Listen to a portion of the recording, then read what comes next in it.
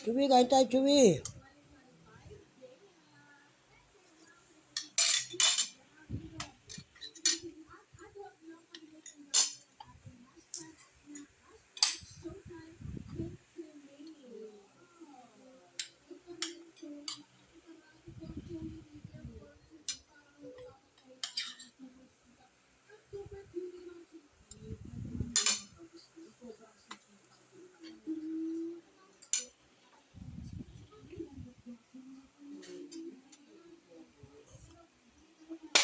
Ay, sarap. Ano, mahal ng baboy ngayon, grabe. 150 na. Ngayon, 150 na kilo niyan. gago yung mga itong titinda niyan eh. Yung mga nagmimit. Language yung baboy, 150.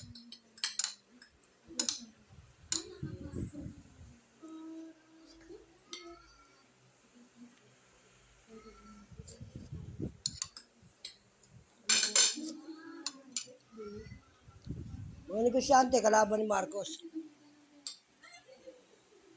Ang gawin mo dyan,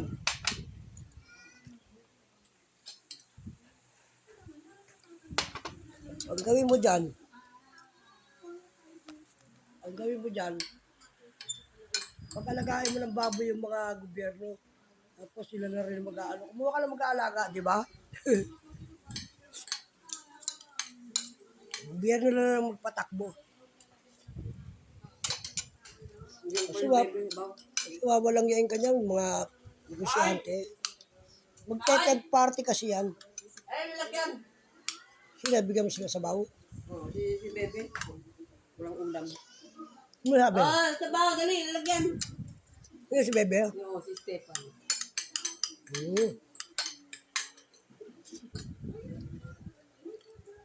Panunod yung ginagawa, magkano baboy ngayon, 450. Di bumili ka na lang ng baka. Oo.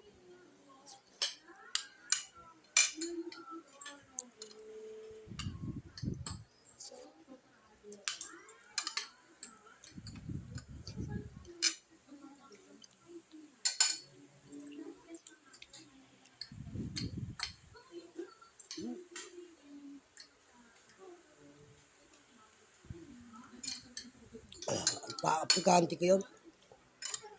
Tawag na ng FIR yan, dito ko nang pinatira muna. Patay na tatay niya.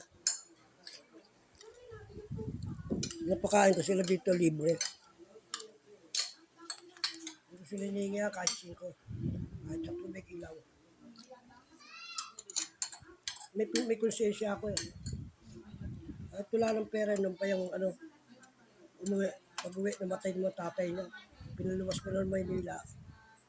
Masagot ko siya rito. Napakabait yan. Masul. Alis sila sa akin dito ng maligaya.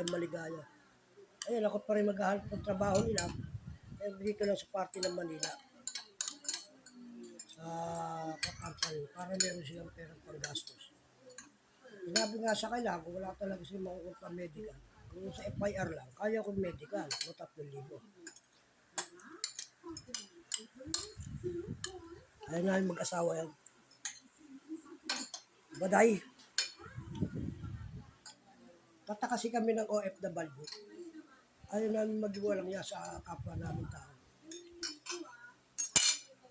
Wala pa talagang alisan. Huwag mambilit. Nakakaalam niyan, employer, saka POA.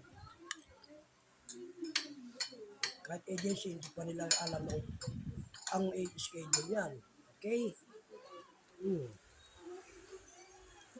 Kailan ka tinawagan, B-boy? Kailan ka tinawagan? Lakas mo! Pinaluluwas ka na maaga. Anong agency? Okay. Pinaluluwas ko na kasi patay na tatay niya, namatay lang ng nakaraan. Okay, kain muna tayo guys.